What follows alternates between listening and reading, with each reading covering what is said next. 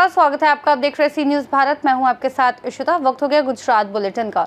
इस बुलेटिन में बात होगी नवसारी की, जहां के सिमल गांव में 40,000 पौधों से निर्मित वन क्षेत्र का उद्घाटन केंद्रीय मंत्री CR पाटिल ने किया।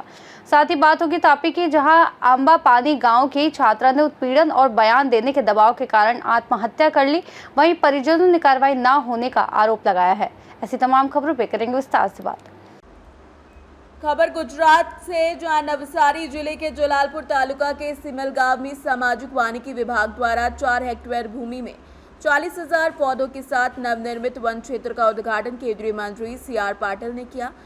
इस वन क्षेत्र में 107 प्रजातियों के पौधे लगाए गए हैं, जिनकी देखभाल से पौधों की ऊंचाई 10 से 15 फीट तक बढ़ाई गई है। यहाँ 23 प्रकार की तितलियां और 36 प्रकार के पक्षी निवास कर रहे हैं। वन क्षेत्र पर्यटकों और स्थानीय लोगों के लिए एक आकर्षण स्थल बन गया है। उद्घाटन कार्यक्रम में जलालपुर विधायक, जिला कलेक्टर, विकास अधिकारी, पुलिस अधीक्षक और वन विभाग के अधिकारी, कर्मचारी, ग्रामीण मौजूद रहे। नवसारी से सी न्यूज़ संवाददाता तारू भाई की रिपोर्ट।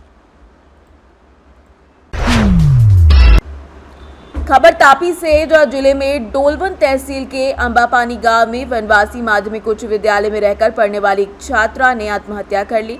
12वें मानक में पढ़ाई करने वाली छात्रा ने अपने आमनिया गांव में नायलॉन की रस्सी से फंदा लगाकर अपनी जान दे दी। 9 जुलाई को स्कूल में छात्रा ने स्कूल के 2 रसोइयों रमेश भाई और धीरू भाई के खिलाफ उत्पीड़न की शिकायत की थी। परिवार ने आरोप लगाया कि छात्रा को आरोपी के पक्ष और बयान देने के लिए मजबूर किया गया। साथ ही साथ छात्रा ने इसी के चलते अपनी जीवन लीला खत्म कर ली। परिवार का आरोप है कि पुलिस ने परेशान करने वाले कुक के खिलाफ कोई कार्यवाही नहीं की है। मारू नाम कोकिलाबेन फूलचंद भाई गामी अनिशा बेन हूँ मोटी मम्मी थाम छू बोली गेली ते મને ભૂલી ભૂલાઈ ગઈ। ફોન કેવો કરેલો તમે? આ સવારમાં ફોન કરેલો એટલે મેં હાંજે હો ફોન કરે ફોન પર પપ્પા હાથે વાત મેં કર્યા કરતી હતી। તો પપ્પા કે અનિશા લોકોને વનિતાને ને જમાઈને આશ્રમ શાળામાં બોલાવેલા છે। એ લોકો ત્યાં અનિશાને લેવા ગયેલા છે એમ કીધું। તો હજુ હું થયું એમ પૂછ્યું તો નથી ખબર એમ કીધું। તો આવે તો મને વાત કરાવજે। તો એ રાતના ફોન નથી કર્યો, પણ સવારમાં ફોન કરી। સવારમાં ફોન કરી એટલે મેં પૂછતી હતી, અનિશા શું થયેલું છે? આ તારું નામ વધારે કેમ ઉચકાય છે? તારું નામ વધારે આવે છે તો શું થયેલું છે? હું મને કે એમ તો કે મોટી મમ્મી હું ગયેલી હો નહીં, મેં સહી નથી કરી, કંઈ નથી, છતાંય મારું નામ આવતું છે એમ છોકરીએ કીધું। તો મેં એને બહુ સમજાવીને પૂછ્યું, પણ એ છોકરી મને કંઈ બોલી જ નથી। આત્મહત્યાનું કારણ લાગે છે? આત્મહત્યાનો આ હોસ્ટેલમાં દબાણથી આત્મહત્યા કરેલ છે આ છોકરીએ। શું ઘટના બની હતી?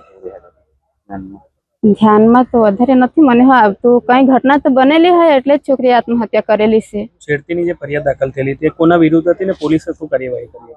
છેડતીના વિરુદ્ધમાં તો બીજી છોકરીઓ છે, પણ કાર્યવાહી કંઈ નથી થઈ હજુ સુધી। આરોપીઓ જે છે તે લોકો વિરુદ્ધ કોઈ કાર્યવાહી કરવામાં આવી હતી ખરી? કાર્યવાહી કરવામાં કંઈ નથી આવ્યું હજુ, ખાલી ફરિયાદ નોંધાવેલી છે। પોલીસ આવીને અવર જવર આટા માર્યા કરે, બસ આટલું જ છે। મારું નામ વિવેકભાઈ અશ્વિનભાઈ, मैं गाम आमणियानो રહેવાસી। मारा मामानी छोकरी आज आंबापानी स्कूल में भणती हती, जे एना सामे कई छेड़छाड़ीनो पेलो केस दाखल थयेलो हतो पेला रसोईयाना सामे। ए माटे अमे हजू पोलीस पासे कार्यवाही लीधी छे, बाकी ए लोकोए कई कार्यवाही हाथ धरी नथी। શું ઘટના બની? ए माटे आज छोकरीए सवारे गळे फांसो खाई लीधो। શું માંગ છે? अमने आ गरीबोने खाली न्याय मळवो जोईए, अमारी आज मांग छे। ગઈકાલે સામે પક્ષવાળા ઘરે આવ્યા હતા ने ए लोको सांजे 8 वागे जेवा ए लोको घरे ए दिलीपभाई ना घरे आवेला हता। धीरूभाई ने कई हरीशभाई जेवा ए लोकोए कई बी कई दबाण आप्युं हशे, ए कारणे एणे गळे फांसो खाधो। हूँ कोकणी ऋत्विक नरेन्द्रभाई, રહેવાસી આમણિયા। અને જે ઘટના બની છે, જે સ્કૂલમાં શાળામાં જે રસોઈયા પર આરોપ લગાવવામાં આવ્યા છે છેડછાડીનો, તો જે રસોઈયા છે ધીરુભાઈ અને એમાં રમેશભાઈ પણ છે। તો એ પોલીસ તંત્ર એ લોકો પર કેસ કર્યો છે, તો એને ખુલ્લો કેમ મૂકવામાં આવ્યો?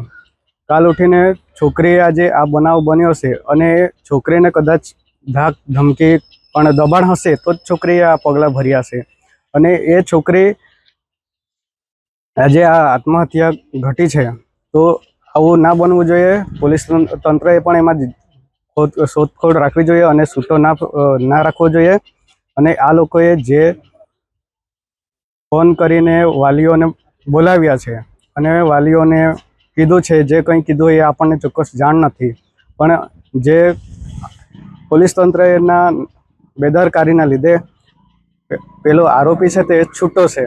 તો આરોપી કોઈ દિવસ આ છોકરીના ઘરે આવીને કોઈ દિવસ સમજાવે નહીં. જો છોકરીનો ભૂલ નહીં હોય, એ લોકો એમ કહે છે કે છોકરીની કોઈ વાંક નથી આમાં, તો છોકરીએ આત્મહત્યા કેમ કરી એનો અમને ન્યાય મળવો જોઈએ.